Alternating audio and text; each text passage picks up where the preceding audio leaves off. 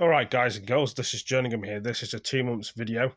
Zombies form are staying alive with coronavirus. CBN,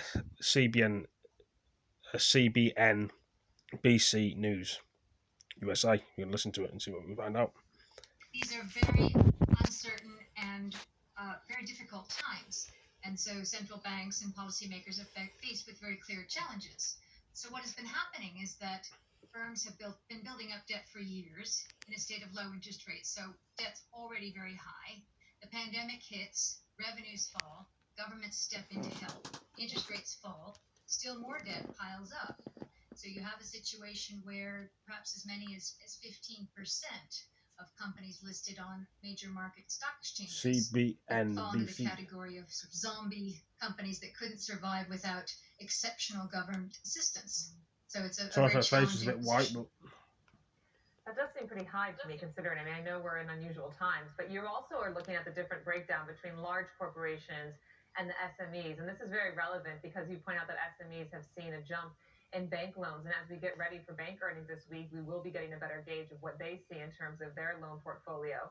And I'm just curious about this trend. I mean, do you think we are seeing more SMEs get into riskier territory because of this? Well, I think SMEs have a particularly challenging position when you think of the types of firms that SMEs tend to be.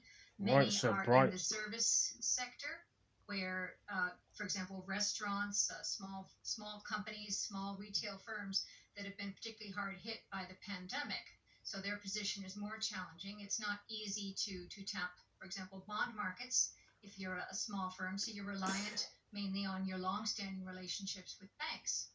So there's a certain sense of a kind of a period of limbo or grace in which we kind of try to ride this out, continuing to sort of extend credit as needed.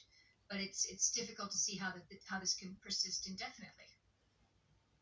Exactly. Timing is a big issue there, Sonia. Good morning. Thank you for joining in this conversation. And so when do you see in this cycle, in this credit cycle, the zombie companies tumbling out of the closet? Because it seems like they are given an extended lifeline because of the kind of debt issuance that's being extended out to them.